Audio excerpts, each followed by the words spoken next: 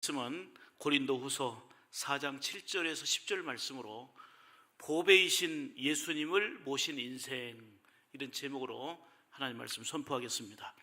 오늘도 오직 예수님입니다. 터치 전도는 특별 행사나 이벤트가 아닙니다. 생명을 살리는 소중한 영적 대잔치입니다. 그래서 전도는 그것 자체가 축복입니다. 영혼을 구원하시려고 독생자 아들 예수를 화목제물로 내어주실 만큼 영혼을 살리려는 하나님의 마음, 하나님의 소원을 우리는 잘 압니다.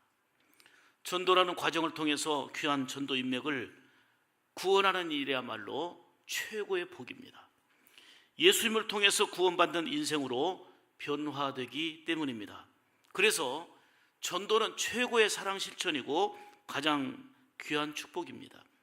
전도는 주님이 친히 보여주시며 분부해 주신 그 사랑의 계명을 친히 우리의 삶 가운데 실천해내는 것입니다. 전도할 때 믿음이 건강해지고요, 그리고 성장하는 복을 누립니다. 전도할 때 성령께서 함께 하시고 기뻐하시고 동역해 주시는 가운데 은사와 능력이 뒤따르게 됩니다. 전도는 하나님의 간절한 소원이요, 또한 이 땅에서와 하늘에서까지 상급이 약속되어 있는 복이기도 합니다. 그동안 여러분들은 터치하면 반응한다라고 하는 전제하에서 새벽을 깨우며 기도했습니다. 609, 300, 300을 외치면서 교회 등록과 그분들을 세례교인으로 세우겠다는 영적인 목표를 품고 열심히 달려왔습니다. 전도 인맥을 적어서 이렇게 가득 채워서 기도하고 있습니다. 새벽마다 이름을 부르며 기도하는데 감동이 밀려옵니다. 28일째 성도들이 이 소중한 명단을, 이름을 적어서 매일같이 그 영혼이 주께 인도되어져서 세례받도록, 구원받도록 감사의 물을 드리는 분도 있습니다. 보름달하고 찾아가서 친절과 사랑과 감동을 베풀며 지금까지 열정을 다하고 있습니다. 6월 9일 다음 주일 반드시 한 생명이 인생의 대전환점을 이룰 수 있는 축복의 날이 될 수 있도록 이제 중요한 것은 그분들을 모셔오는 것입니다. 그분들이 예배 자리에 서 있도록 하는 것입니다. 늘 세월호 사건과 비유해서 말씀드렸습니다. 세월호 사건 끔찍한 일입니다. 슬픈 사건입니다. 아니, 우리가 분노하고 있는 사건입니다. 우리가 이름 하나 모르고 얼굴 하나 모르지만 죽은 사람들, 우리 친척 하나 없지만 그 소중한 생명을 살릴 수 있었는데 죽였다고, 알지도 못하던 그 사람들 죽였다고 우리는 슬픔을 넘어 분노하여 지금도 노란 리본을 달고 있습니다. 5년이 지났지만. 그런데 그 소중한 생명을 살려서 천국 가게 해야 되는데 그 생명을 살리지 않아 지옥 가게 한다면 노란 리본을 온 옷까지 다 붙이고 다녀도 부족할 것입니다. 하나의 이벤트가 아닙니다. 예수님이 오신 이유가 그거고, 하나님이 독생자 예수님을 사랑하셔서 얼마나 끔찍이 사랑하셨습니까? 그런데 우리를 구원하기 위하여 십자가에 화목제물로 내어주셨어요. 성령 터치로 시작된 터치 전도가 이제 꼬린 지점에 도달했습니다. 오늘부터 축복 터치 주간입니다. 전도는 영적인 생명을 살리는 일로 주님의 기쁨이요 최고의 복이라는 분명한 확신 가지고 한 걸음 한 걸음 달려왔습니다. 지금까지 마음에 품고 기도했던 소중한 인맥들에게 사랑과 열정을 다해서 정말 다음 주일에 생명의 대잔치가 될 수 있기를 간절히 축복합니다. 그런데요, 전도란 그렇게 만만하지 않습니다. 쉽지 않습니다. 영적 전쟁이기 때문에 온갖 사단의 방해가 있고요, 그리고 생각지도 못했던 변수들이 발생합니다. 그러나 더욱 힘써 새벽을 깨우며 기도하고 이겨내야 합니다. 최선을 다한 열정에도 불구하고 내 생각대로, 내 계획대로, 내 뜻대로 안 될 수 있습니다. 그러나 낙심하거나 포기할 일이 아닙니다. 우리는 지난 8년간의 경험을 통해서 확실히 보고 확실히 느꼈습니다. 지금 안 되는 것 같아도 반드시 되어진다는 사실입니다. 이번에 정한 전도 인맥들이 그렇게 열심히 기도하고 사랑 실천했는데 이번에 안 되는 것 같아도요, 내년에 됩니다. 또 이름을 적어내고 또 기도할 것입니다. 복음 터치하면 3년 만에 됐고 4년 만에 됐고 5년 만에 되어지지 않았습니까? 그 몇 년이 걸려서라도 어둠에서 빛으로, 몇 년이 걸려서라도 사망에서 생명으로, 사단의 권세에서 하나님의 귀한 자녀로 인도함을 받는다는 이 감격과 기쁨은 그 어떤 것과 비교할 수 없는 일입니다. 지금까지 터치전도를 통해서 우리가 경험한 일들입니다. 전도는 최고의 축복입니다. 우리 귀한 부모님을 전도하여 천국 가게 하는 거 최고의 효도입니다. 사랑하는 남편과 사랑하는 아내를 주님께로 인도하는 거 최고의 사랑입니다. 복된 자녀들을 예수님께로 인도하는 일이야말로 복 중에 복입니다.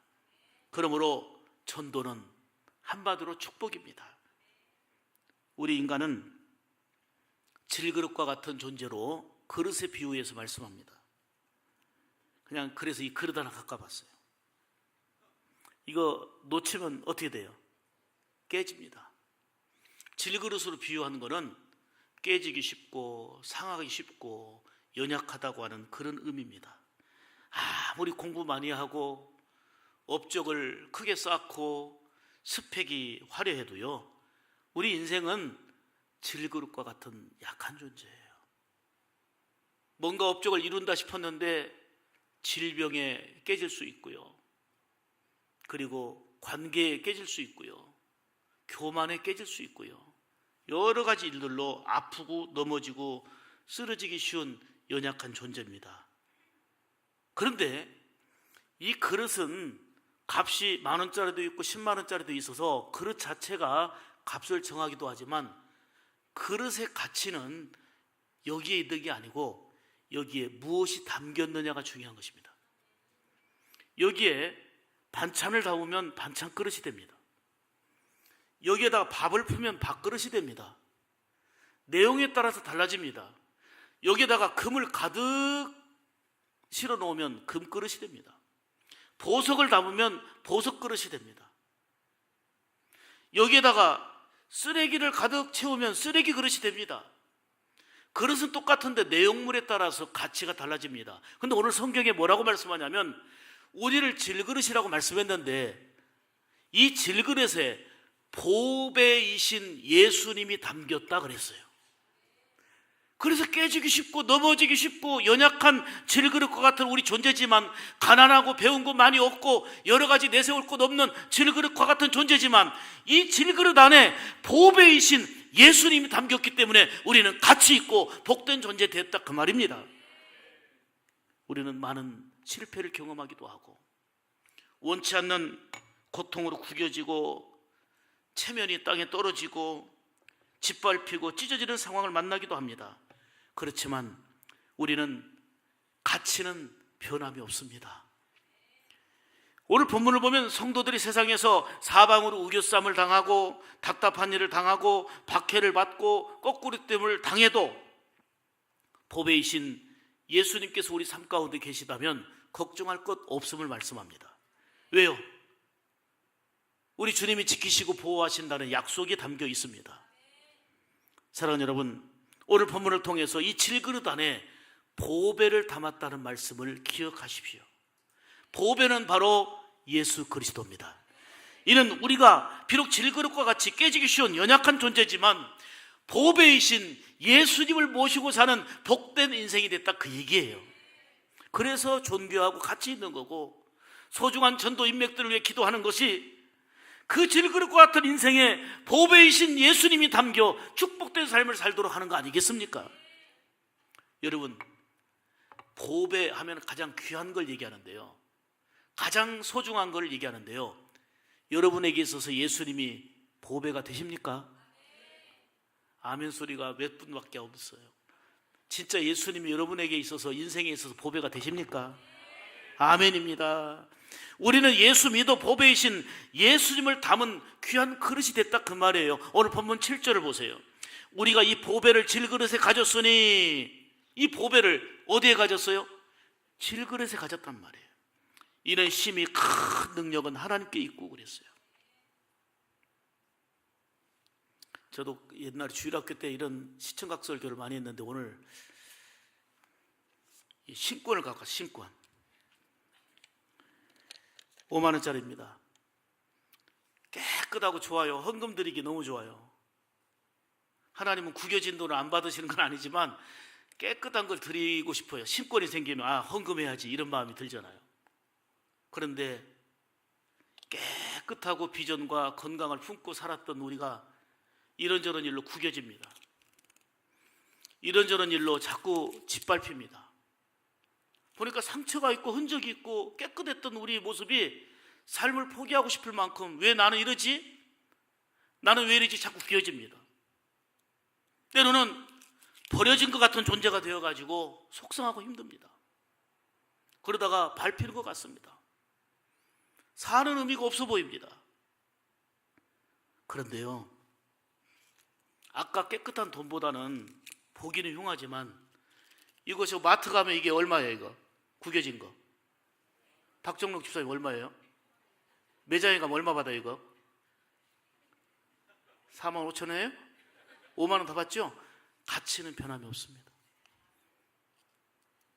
우리가 아프고 상처받고 힘들고 어려움을 겪을 때가 많이 있어요. 솔직히 처절하고 별 볼 일 없는 존재 같은데, 우리가 귀한 것은 그릇이 비싸서가 아니고 여기에 담긴 보배이신 예수님 때문이에요. 그럼에도 불구하고 기다려주시고 두 팔 벌려 우리를 안아주시고 함께 하시는 만극한 주님의 그 사랑, 주님의 그 은혜 때문에 우리는 일어설 힘이 있고, 주님의 그 사랑 때문에 나아갈 수 있는 힘과 용기를 얻는 거 아니겠습니까?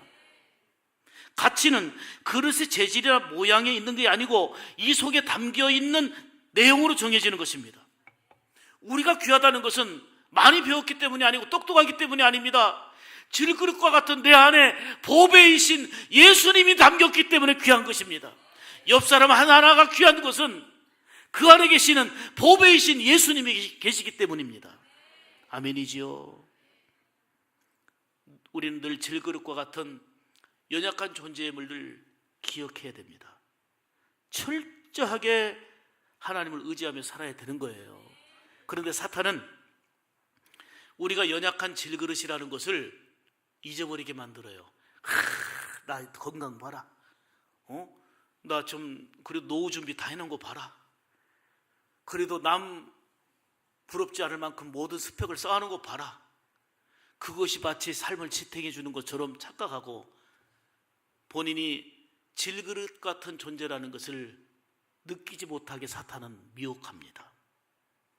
그래서 권세 있다고, 명예를 가졌다고, 배웠다고 교만해집니다. 오늘 영상에서 보신 바와 같이 예수님 깊이 만나고 보니까 그 권력이 나에게 우상이었습니다 그러잖아요. 권력을 가지고 백악관에서 나름대로 큰 영향을 미쳤을 때에 세상을 주는 것 같았지만 돌이켜보니 권력이 우상이었습니다.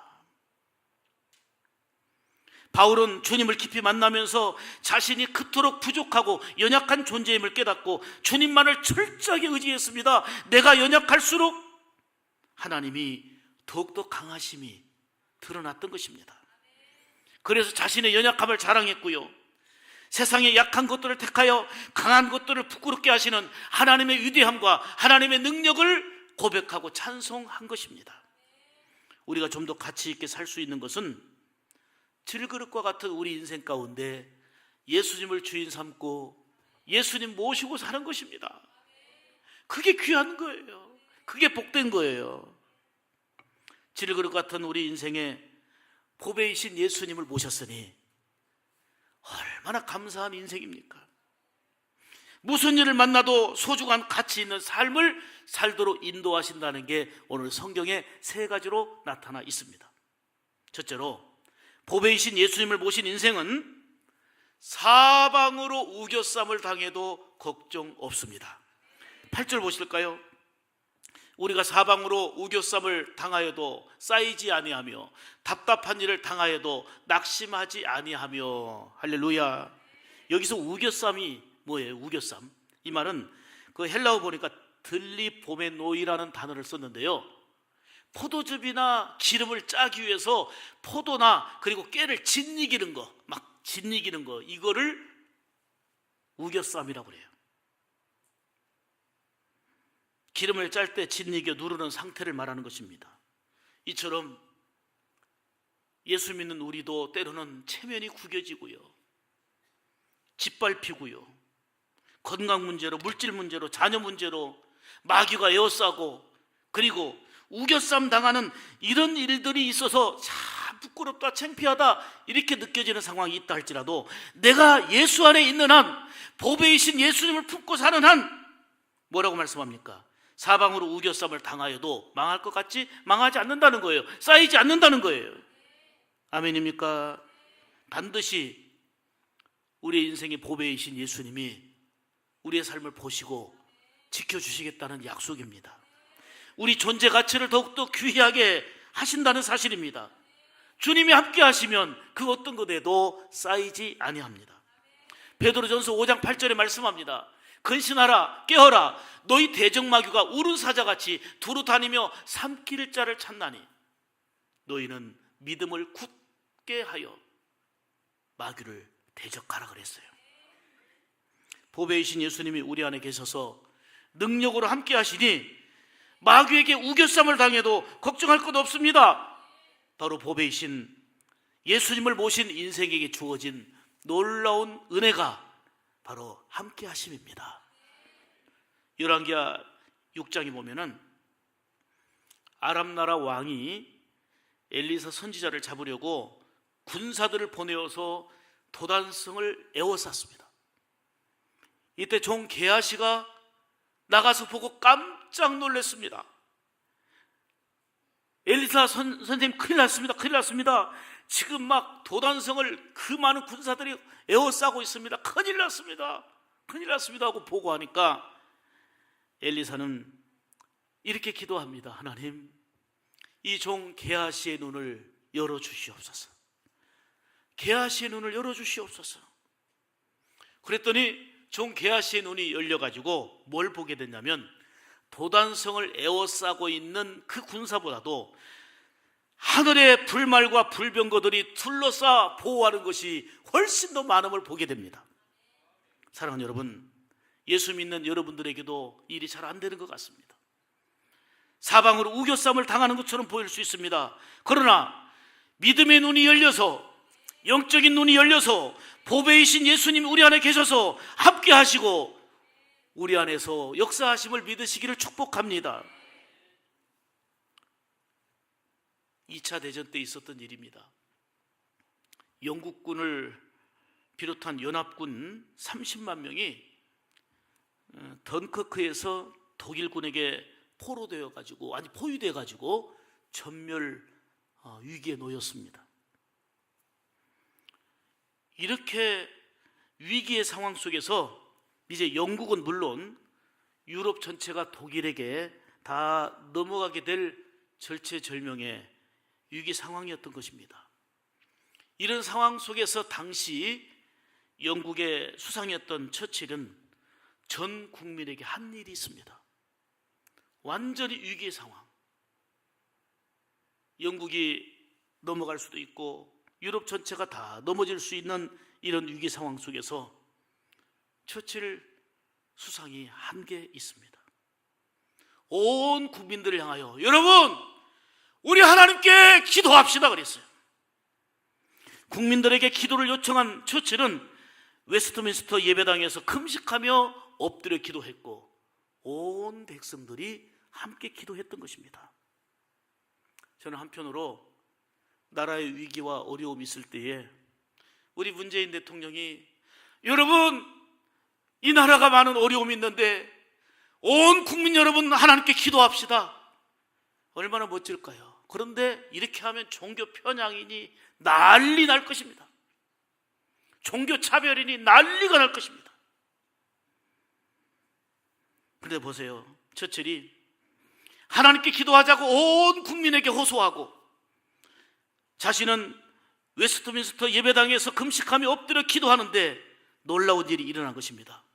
갑자기 그 던커크 지역에 강한 태풍이 불고 그냥 폭우가 쏟아지기 시작한 것입니다. 독일 비행기는 뜰 수가 없었고요. 던커크 지역에 진치고 있었던 독일 탱크와 군인들은 오히려 수렁에 빠졌습니다. 그 결과 포위되었던 연합군은 11일간의 철수 작전으로 죽을 위기에서 건진받게 된 사건이 있습니다. 이것이 과연 우연일까요? 기도하는 사람, 보배이신 예수님을 모시고 사는 인생에게는 이런 놀라운 은혜가 삶 가운데 주어지게 된다는 사실을 믿으시기를 축복합니다. 그러므로 오늘 성경에 말씀한 것처럼 우겨쌈을 당해도 걱정하지 아니할 것은 쌓이지 아니하도록 함께 하시는 주의 손길이 있다는 것입니다. 두 번째는 답답한 일을 당해도 걱정할 게 없습니다. 8절 말씀입니다. 답답한 일을 당하여도 낙심하지 아니하며 그랬죠? 여기서 답답한 단어를 찾아봤습니다. 아포르메노이라는 단어를 썼는데 이거는 아주 극심한 불안 상태를 의미합니다. 큰 어려움 당해갖고 어쩔 줄 몰라서 안절부절하는 그런 불안, 그런 상황을 얘기하는 것입니다. 어려운 상황에서 피할 길이 없어갖고 너무 답답하다 그 말입니다. 그런데 오늘 성경이 말하기를 이런 극심한 불안 상황에서도 낙심하지 말라 그랬어요. 질그릇과 같은 인생이기에 깨지기 쉽고 다치기 쉽고 답답한 일들을 수없이 만날 수 있지만 이 질그릇 안에 보배이신 예수님이 담겨 있다는 사실, 그리고 함께 한다는 사실을 믿고 걱정하지 말라, 그 약속이에요. 이거는 아주 막연한 일이 아닙니다. 우리 주님의 분명한 약속입니다. 주의 이름을 부르는 자에게는 구원을 얻으리라 그랬어요. 주님께 부르짖으면 도와주십니다. 갈릴리 바다에서 바람과 바다를 잔잔케 하시는 우리 주님은 우리 인생의 그 바다도 잔잔케 하시는 능력과 은혜를 베풀어 주십니다. 예수님 안에 사는 우리 샘물 가족들도 참 답답하고 괴로움의 상황에 놓일 수도 있습니다. 제대로 되는 거 없어. 사람들이 왜 답답해요? 안 풀리니까 답답한 거예요. 나름대로 노력하는데 제대로 되는 게 없어요. 답답하지요. 힘들지요. 그런데 낙심하지 마시기 바랍니다. 광야에 길을 내시고 사막에 강물을 내시는 하나님이 풀어주시고 새 일을 행하실 줄로 믿습니다. 여러분의 앞이 막혀 있습니까? 여러분 옆도, 여러분 뒤도 막혀 있습니까? 위를 바라보십시오. 살아계신 하나님의 위로와 소망과 그리고 은혜의 손길을 반드시 경험하게 될 것입니다. 보배이신 예수님이 우리 안에서 능력으로 함께 하심을 믿고 낙심하지 말라, 그 얘기예요. 어떤 답답한 일을 당해도 걱정할 것이 없다는 말씀이에요. 어느 분은 정말 자녀 문제로 너무너무 답답해 하십니다. 너무너무 힘들어 하십니다. 참 자식이 왼수다 이렇게 얘기합니다. 또 돈 문제, 질병 문제 등으로 너무너무 힘겨워합니다.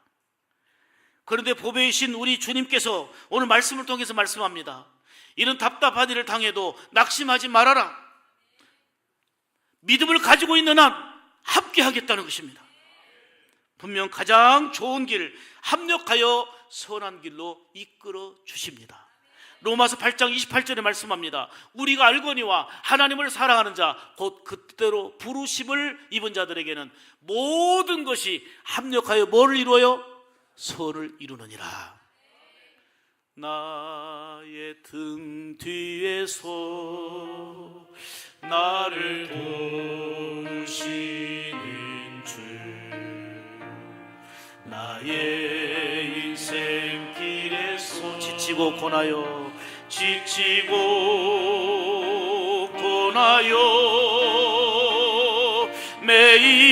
매일처럼 주저앉고 싶을 때 나를 밀어주시네. 일어나 걸으라. 아멘 아멘.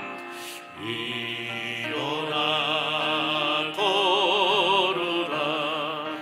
내 새 힘을 주리니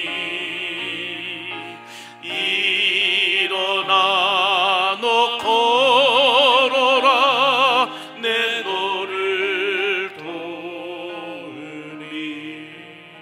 할렐루야. 비록 답답한 일을 당해도 보배이신 예수님이 함께 하심을 믿고 낙심과 걱정을 이겨나가는 성도들 되시기를 축복합니다. 셋째로는 박해를 받아도 버림받지 아니하고 거꾸로 뜨림 당해도 걱정 없음을 말씀합니다. 9절 보실까요? 박해를 받아도 버림받지 아니하며 거꾸로 뜨림을 당하여도 망하지 아니하고 그랬어요. 우리가 믿음으로 거룩하게 살지만 외롭고 힘들게 살 수 있고요, 때로는 믿음을 지키다 보니 박해를 받기도 합니다. 거꾸로 뜨림을 당할 수도 있단 말입니다. 그런데 예수님을 보배로 삼고 살아가는 사람들에게는 걱정할 게 없다는 겁니다. 왜냐하면 버림받지 아니하고 결코 망하지 않는다는 우리 주님의 약속의 말씀입니다. 함께 하시겠다는 거예요. 우리가 가치 있고 소중하다는 것은 말씀드린 대로 이 질그릇 자체가 달라진 게 아니에요. 이 질그릇 안에 보배이신 예수님이 계시기 때문입니다. 그러므로 주님과 함께하는 삶은 어떤 일을 만나도 걱정할 게 없습니다. 다니엘과 세 친구 보세요. 사드락과 메삭과 아벳느고는 우상에게 절하지 않는다는 신앙을 지켰다는 이유 때문에 엄청난 박해가 왔습니다.